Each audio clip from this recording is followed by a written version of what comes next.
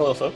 My name is Henry Makembe, and I am the CEO of Do Big Things. Welcome to Do Big Talk, where we discuss the latest trends in digital advocacy.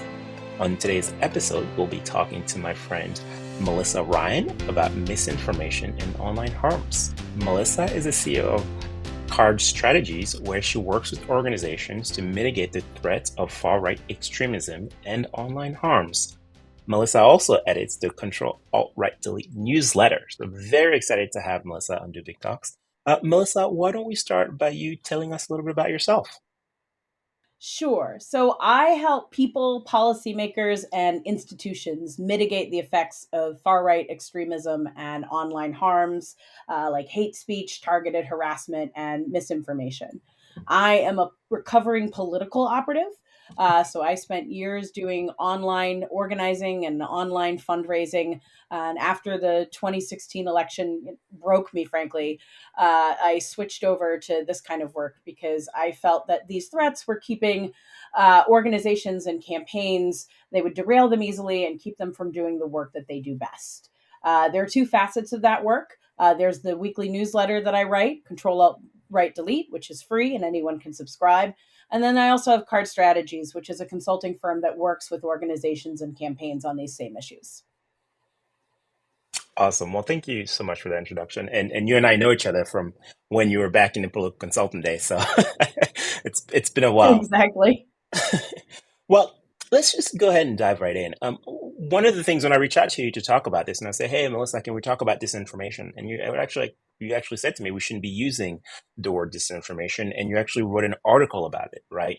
And even though countering disinformation is a lot of the work that you do, why should we stop saying disinformation, and what kind of word should we be using instead? So, thank you so much for that question. I don't mean that we should stop talking about disinformation as a tactic, but we need to stop using it as a shorthand for everything terrible online. And three reasons for that. Disinformation is just one tactic of many used by trolls and bad actors.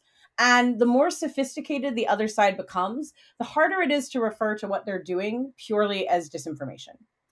Disinformation also gives too many institutions and people an easy way to ignore things like white supremacy, hate speech, and targeted harassment, because the problem so easily gets distilled down to truth and lies rather than the harm vulnerable communities face and the incitement to violence that puts us all in danger. And finally, disinformation doesn't take the culture wars into account. One thing we see again and again with the MAGA base is they don't really care if something is true or false. So things like fact checks and warning labels not only aren't going to change their minds, but it isn't going to move the needle with our people in the way that we want it to. I think disinformation was a useful term, especially for funders and organizations that need to appear nonpartisan. But at the end of the day, this is a political fight. It's democracy against an authoritarian right. I don't have a perfect replacement term, but I like to use online toxicity or online harms. I really like the word online toxicity. I think it kind of wraps around the multifaceted of this. And I think you brought up a good point earlier. Is like you mentioned that a lot of folks are really focused on the electoral aspect of it, right? Whereas nonprofits and local government should also be worried about. Can you tell us a little bit why nonprofit specifically should also care about this?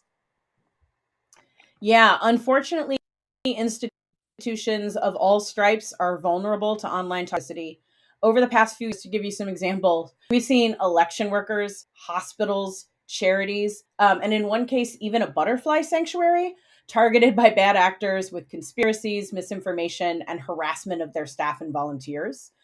If you work for a nonprofit organization or a government entity, you really need to understand where you're vulnerable and have a plan in advance in case an attack does occur on you. How will you ensure that your staff and data are safe? How will you determine if and when a response is necessary? Who is on your crisis team? The more of these decisions that you make in advance, the better equipped you are in a potential time of crisis. It's really great that you brought in kind of like the spectrum, right? Because I remember here in DC where Comet Pizza was mentioned as some sort of facility where children were being harmed, and that was completely out of nowhere. When it was just a great pizza place where we all like to take our kids. So really Right. broadening that kind of the spectrum of the organization involved really brings to really the truth about what and how people should care about this. Now, can you talk to us a little bit about or give us some examples of how some organizations have been able to successfully defend themselves against some of these attacks. Sure. So this example is an organization that was not able to protect itself, and then a few years down the road, one that was. You're probably familiar with Project Veritas and their very famous takedown of Acorn and some other lefty organizations using a combination of. You move forward to 2018, Project Veritas has been doing this again and again, but the left has been learning from what Project Veritas has been doing. The Sierra Club has their own encounter with Project Veritas, but they were able to handle it differently. They learned from the organizations who'd been attacked. They were able to spot the infiltrator into their organization early. They were able to control the narrative by releasing their version of the story about catching him proactively before Veritas could release any tape. And it allowed them to pre-bunk any footage that Project Veritas might release about them as tainted. That is the going from Acorn to to the most recent example, I think shows us kind of how folks can be able to handle that. But let's talk about the other side for a little bit. How is the right looking at 2024 and disinformation and online toxicity? Yeah, I spend way too much time in this world than anyone should. At this point, I think it's really important to understand that the right, they're not really thinking about how to talk to voters or even how to persuade anyone anymore. What they're focused on is keeping their base engaged and angry.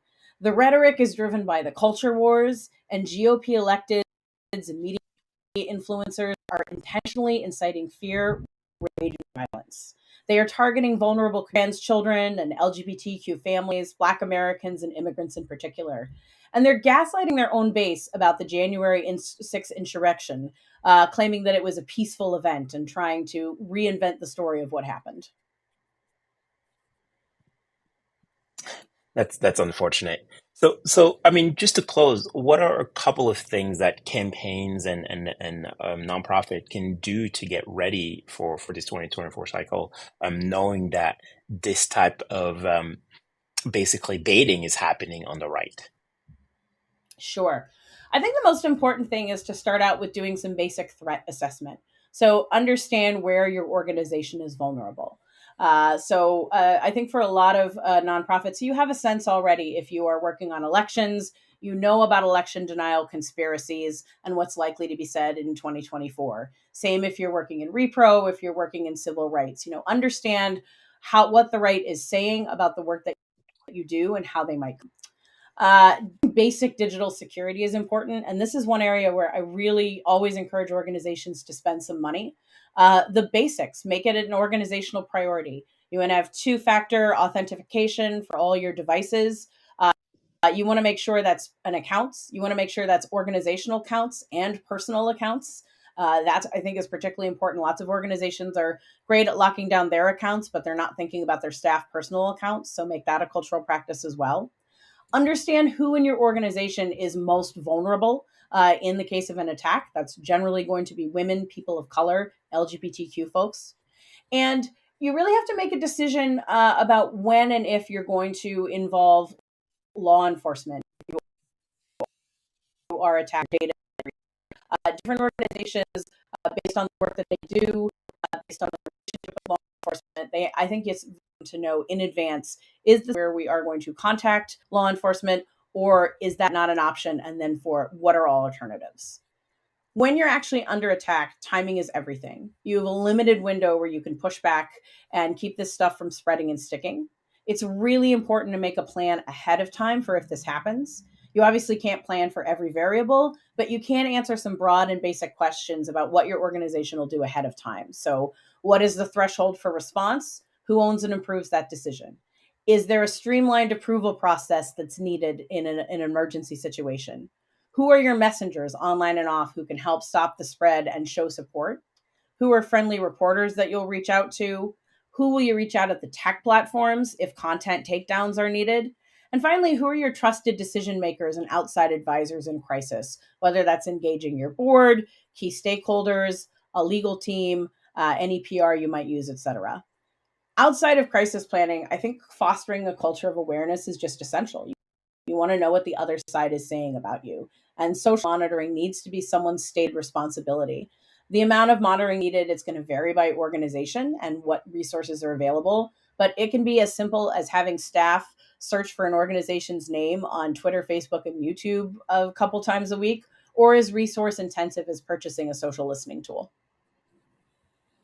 That is some very concrete feedback. So let's start with an analysis. Let's go ahead and do some online listening. Let's set up kind of a streamlined rapid response protocol. And I mean, I think in this day and age, this should really be part and parcel of kind of like your digital engagement plan, right? It shouldn't just be about how do we get our supporter more engaged and get them to take action, but also how do we respond in case of threats and attack against our organization.